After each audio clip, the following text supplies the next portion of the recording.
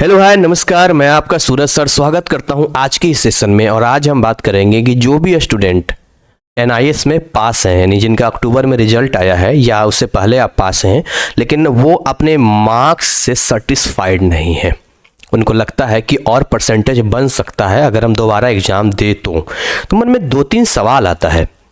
पहला सवाल ये उनके सामने आता है कि क्या अगर हम पास हैं तो क्या दोबारा हम एग्ज़ाम दे सकते हैं। सबसे कॉमन सवाल आता है जो मुझसे व्हाट्सएप पे आप पूछते हैं।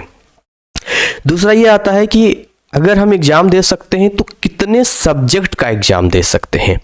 और तीसरा जो उनके माइंड में चीज़ें आती है कि ये चीज़ें कैसे हम कर सकते हैं, क्या इसका रिजल्ट पे कोई असर पड़ेगा, या अगर हम दोबारा एग्ज़ाम देते हैं और नंबर कम आ जाता है, पहले वाले से भी कम आ जाता है, तो फिर क्या वो जो कम मार्क्स है वो कंसिडर किया जाएगा फाइनल में, क्या फिर पहले वाला होगा। ये कुछ ऐसे सवाल हैं जो आपको हमेशा डिस्टर्ब करता रहता है और आप इसके लिए कई जगह कॉल लगाते हैं, पूछते हैं, लेकिन आप उनके आंसर से कई बार सेटिस्फाइड नहीं होते हैं। तो मैं आपको सारी चीज़ें क्लियर कर देता हूँ, इस वीडियो में क्लियर करने वाला हूँ, सारी चीज़ें बताऊंगा। तो यहाँ पर हमने साफ साफ लिखा है कि सक्सीड इन कहाँ करना है, तो एनआईएस का इम्प्रूवमेंट एग्जाम आपको देना है। तो एनआईएस पास स्टूडेंट फिर से एग्जाम कैसे दे सकते हैं। देखिए, हो सकता है आपने 40-50 नंबर स्कोर किया हो बिफोर, लेकिन अब आप चाहते हैं जी कि हम उससे ज़्यादा 75% क्राइटेरिया पूरा करना चाहते हैं। इस ग्राफ को आप इंक्रीज करना चाहते हैं ताकि आप बेटर एंड बेटर परफॉर्मेंस की ओर जा सकें। तो हम आपको प्रोसेस भी बताएंगे, कैसे तैयारी का टिप्स होता है, कैसे आप स्टडी कंटेंट ले सकते हैं, सारी चीज़ें गाइड करेंगे। इस वीडियो में हम A to Z वो सारी चीज़ें क्लियर कर देंगे, जिससे बहुत ही कम डाउट्स आपके पास होगा। फिर भी कोई डाउट होता है तो आप हमारे दिए गए व्हाट्सएप नंबर 9643480201 पे कांटेक्ट करके फ्री काउंसलिंग का लाभ उठा सकते हैं। तो चलिए हम आपको लेके आते हैं, कहाँ पे लेके आते हैं, तो हम आपको सीधे लेके आते हैं अपने नोट पैड पे, और यहाँ पर हम आपको बताने की कोशिश करते हैं कि क्या क्या तरीका होगा, इसको समझिएगा।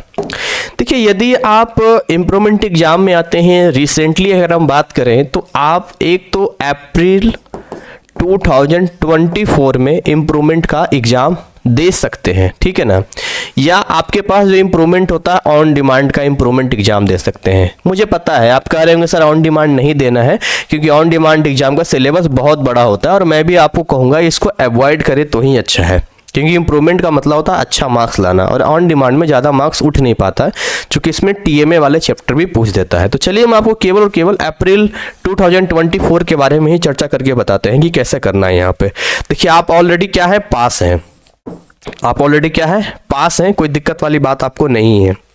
अच्छा जी, तो अब आपको क्या करना है। देखिए, एक रजिस्ट्रेशन जो होता है वो 5 ईयर की वैलिडिटी के साथ होता है। 5 साल के अंदर आप जितनी बार चाहे उतनी बार एग्जाम दे दीजिए और अपने आप को इम्प्रूव कर जितना कर सकते हैं कीजिए, कोई रोक टोक नहीं है। लेकिन आपको क्या करना है, हर बार आपको अगर एग्जाम देना है, आप इसका एग्जाम देना चाहते हैं तो आपको एग्जाम फीस सबमिट करना पड़ेगा, जिन सब्जेक्ट का भी आप एग्जाम देना चाहते हैं। कोई ज़रूरी नहीं है कि हम दोबारा 5 सब्जेक्ट का ही एग्जाम दें, कोई ज़रूरी नहीं है। आपका मन है हम केवल एक सब्जेक्ट में देना चाहते हैं तो कोई दिक्कत नहीं है, आप एक सब्जेक्ट एग्जाम फीस सबमिट कर दीजिए और उसके बाद बहुत ही आराम से आप एग्जाम के लिए एलिजिबल हो जाएंगे, कोई दिक्कत वाली बात नहीं है। आपको लगता है 2 सब्जेक्ट, 3 सब्जेक्ट, 4 सब्जेक्ट, 5 सब्जेक्ट, भाई जितना भी सब्जेक्ट के लिए आप चाहते हैं उतने सब्जेक्ट का इम्प्रूवमेंट आप दे सकते हैं। दूसरा, आपके मन में सवाल आता है कि आपके पास फिर 2 रिजल्ट होगा, है ना, 2 रिजल्ट आपके पास है। यहाँ पर मान के चलिए कि एक रिजल्ट है बिफोर का, यानी पहले का रिजल्ट है, और एक रिजल्ट है आफ्टर का। अब इन दोनों में कंफ्यूजन क्या है आपका कंफ्यूजन ये है कि मान के चलिए बिफोर और आफ्टर में लेके आते हैं। एक एग्जांपल लेते हैं, आपने मैथ का इम्प्रूवमेंट देना चाहा, यहाँ पर मैथ में था मान के चलिए 48 मार्क्स, है ना। अब यहाँ पर आफ्टर में 2 केस लेके आते हैं, 2 केस लेके आते हैं यहाँ पे। अगर यहाँ पर 75 आ गया तब तो वेल एंड गुड जी, आप कहेंगे सर 75 वाला ले लिया जाएगा। लेकिन इन केस अगर यहाँ पर मान के चलिए 45 आ गया तो आपके माइंड में एक बड़ा ही एक कॉमन सा क्वेश्चंस घूमने लग जाता है कि सर यहाँ पर 48 था, बाद में मेरा 45 आ गया है, अब इन दोनों में कौन सा लिया जाएगा। देखिए, इसमें तो पता है 75 भी लिया जाएगा, आप भी जानते हैं और हम भी जानते हैं, लेकिन इन दोनों में कौन सा होगा फिर।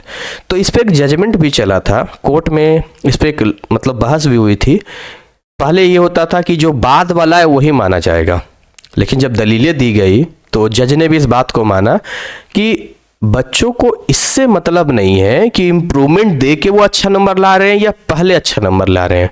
भाई इससे क्या मतलब बनता है? आपके लिए जो बेनिफिशियल है ना, आपके लिए जो यूज वाली चीज है वो है मार्क्स, जो कि आपके मार्कशीट में होता है। तो आपके लिए नंबर इंपॉर्टेंट रखता है, आपके लिए मार्क्स इंपॉर्टेंट रखता है, पहले या बाद का इंपॉर्टेंट नहीं रखता है। और एज ए कैरियर की बात किया जाए तो कभी भी कम नंबर वाला आपके लिए बेनिफिशियल हो ही नहीं सकता है। इसीलिए फिर यही वाला कंसीडर मेन में किया जाएगा, यानी कोई रिस्क नहीं है। अगर आपका टीएमए का मार्क्स है तो वो भी अपने आप अपडेट हो जाएगा। अगर आप प्रैक्टिकल एग्जाम में पहले से पास हैं, प्रैक्टिकल नहीं देना चाहते हैं, चलेगा, वो प्रैक्टिकल के मार्क्स भी अपडेट हो जाएंगे। और बताओ, everything is okay for you, कोई दिक्कत वाली बात नहीं है। बस आपको मन बनाना है। मन क्या बनाना है? फिर से पढ़ाई करने के लिए, क्योंकि जब आप इम्प्रूवमेंट की बात करते हैं तो फिर से पढ़ना पड़ेगा आपको। और आपको पता है कि एक हफ्ते के लिए भी अगर गैप कर दिया जाए, एक महीने भी छोड़ दिया जाए, तो फिर से जीरो से शुरुआत करनी पड़ती है वहां तक पहुंचने के लिए। और खुद से फिर से उस पहाड़ पे चढ़ाई करना, उस मंजिल तक पहुंचना, उस बड़े सिलेबस को पूरा करना इतना आसान भी नहीं होता है। और यहाँ पर यूजफुल और बेनिफिशियल और आपके लिए जो भी कहें लाभदायक होता है हमारा कोर्स, जो हमने डिजाइन करके आप जैसे विद्यार्थियों के लिए ही बनाया है। यहाँ पर अपने कोर्स में हमने 3 कैटेगरी रखी है। उन 3 कैटेगरी में जिसमें भी आपको लगता है आप फिट हैं, आपके लिए वो अच्छा हो सकता है, वो आप सेलेक्ट करके अपना स्टडी को आगे बढ़ा सकते हैं। ऑप्शन नंबर 1, सबसे पहले हमने आपको दिया है यहाँ पर रिकॉर्डेड कोर्स। रिकॉर्डेड कोर्स में हमने आपको पूरा कोर्स कंप्लीट करवाया है, जिसमें हमने फिजिक्स का, केमिस्ट्री का, मैथ का और बायो का दिया है। एक एक सब्जेक्ट में 100 आवर्स का लेक्चर क्लासेस दिया है, नोट्स दिया है, पीडीएफ दिया है, जिससे कि आप उस सिलेबस को अच्छे से पकड़ बना लेते हैं। दूसरा जो हमने दिया है, इसका जो प्राइसिंग हमने रखा है वो रखा है 1250 रुपया। ये पर सब्जेक्ट है, ध्यान दीजिएगा, ये पर सब्जेक्ट हमने रखा है, ये मिक्स नहीं है। दूसरा हमने यहाँ पर लाइव सेशन का भी रखा है ना। अगर आप लाइव में आना चाहते हैं तो लाइव हमने 555 रखा है, जो आपको एग्जाम यानी अप्रैल एग्जाम तक ये वैलिड है। ये भी हमने रखा है पर सब्जेक्ट का। इसमें हम केवल और केवल क्वेश्चंस की प्रैक्टिस करते हैं, लाइव क्लास में आपके डाउट को क्लियर करते हैं। और तीसरा जो हमने यहाँ पर रखा है VVI, very very important, VVI question series की हम बात करते हैं। VVI क्वेश्चन सीरीज, ये जो VVI क्वेश्चन सीरीज हमने डिजाइन किया है, बड़ा मेहनत से डिजाइन किया है, और ये 444 पर सब्जेक्ट है, 444 रुपये पर सब्जेक्ट यहाँ पर हम आपसे मतलब लेते हैं। ये सारे टैक्सेस इंक्लूड है इसमें फिर से कोई टैक्स नहीं लगेगा। हालांकि पूरा हमारा सिस्टम होता है, हमारे स्टाफ होते हैं, एम्प्लॉय होते हैं, GST जाता है, ये टैक्स जाता है, वो टैक्स जाता है, तो हमारे पास इतना आता नहीं है, लेकिन ठीक है, हम सेटिस्फाइड है, हमारा काम ठीक है। हम चाहते हैं कि हर विद्यार्थी अफोर्ड कर सके, हर विद्यार्थी पढ़ सके, तो इससे अपनी तैयारी अच्छा कर सकते हैं।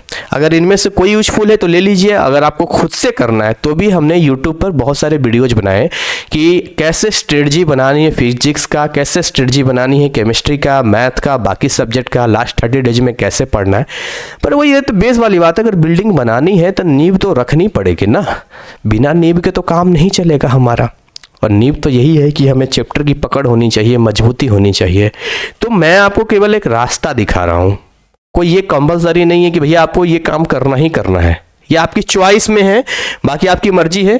बाकी जो चीज़ें हमने यहाँ पर बताई है इस चीज़ को आप फॉलो कर सकते हैं। फिर भी कोई दिक्कत आपको आता है, कोई समस्या आती है, आप हमसे बेहिचक कांटेक्ट कर सकते हैं। कई बच्चे डायरेक्ट मुझे कॉल करते हैं, इसके लिए माफ़ी चाहूँगा, मैं फ़ोन नहीं उठा पाता हूँ, क्योंकि ऑल ओवर इंडिया इतने स्टूडेंट मुझे कांटेक्ट करते हैं, तो मैं हर किसी से फ़ोन पे बात नहीं कर सकता हूँ। क्योंकि मेरी एक आदत है, जब मैं किसी पे फ़ोन पे बात करता हूँ तो फिर समय चाहे जैसा भी हो, मैं उनको फिर पूरा समय देता हूँ, चाहे 20 मिनट जाए, 15 मिनट जाए, 10 मिनट जाए। ये मेरे लिए होता है कि सामने वाले विद्यार्थी की जो बातें पूरी क्लियर हो जाए। तो इसीलिए मैं रिक्वेस्ट करता हूँ कि मुझे अपनी आदत पता है, मैं सबको एक जैसा करता हूँ, कोई भेदभाव नहीं है कि मेरे बैच का है या नहीं। हम कभी पूछते ही नहीं आपसे, हमारे बैच वाला हो या ना हो उससे क्या फ़र्क पड़ता है। तो इसलिए व्हाट्सअप पे रिप्लाई देना आसान होता है, क्योंकि बल्क में मैसेज आते हैं। तो हम दिन भर अगर हम फ़ोन पर बात करेंगे तो आप समझ सकते हैं कि हमारा टाइम का जो कंजम्पशन है वो कितना, कहाँ कैसे क्या होगा। आप समझिए, क्लासेस भी देनी है, लाइव भी देना है, काम भी करना है, बहुत सारी चीज़ें होती है, ठीक है ना। तो कह रहे नहीं बे, बहुत इमरजेंसी भी है तो आप हमें व्हाट्सएप पे एक बार बोल देंगे सर हम बात करना चाहते हैं। हम देखिए पहली प्रायोरिटी है कि हम व्हाट्सएप पे ही आपकी चीज़ें क्लियर कर देंगे, हम आपको श्योर कर रहे हैं। फिर भी अगर लगता है मुझे कई बार कि आप नहीं समझ पा रहे तो मैं खुद बोलता हूँ कि आप मुझे कॉल कर लेना, इस टाइम पे कॉल कर लेना, इस टाइम पे कॉल कर लेना, ठीक है। तो यही सारी चीज़ें हैं, हिम्मत रखिए। इस बार जो रिजल्ट आया है और जो सीन क्रिएट हुआ है ना इसमें, वो कहीं ना कहीं एक गहरा छाप छोड़ा है।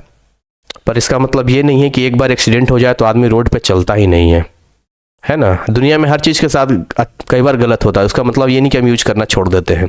कई बार देखते हैं मोबाइल फट जाता है, पर कितने लोग हैं जो मोबाइल रखना छोड़ दिया। तो वैसे ही होता है, लाइफ है, मिस्टेक होते हैं, लेकिन वो आपके साथ हुआ ये दुर्भाग्य की बात है ना। लेकिन अगला एग्ज़ाम ऐसा नहीं कि हर बार ऐसा होगा। आगे बढ़िए, हिम्मत कीजिए, मेहनत कीजिए, जो ज़रूरत हो मुझे कांटेक्ट कीजिए। और इसी के साथ आज के इस सेशन को यहीं पर हम वाइंड अप करेंगे और उम्मीद करेंगे कि ये सेशन आपके लिए काफ़ी यूजफुल रहा होगा। Thank you so much, wish you all the best.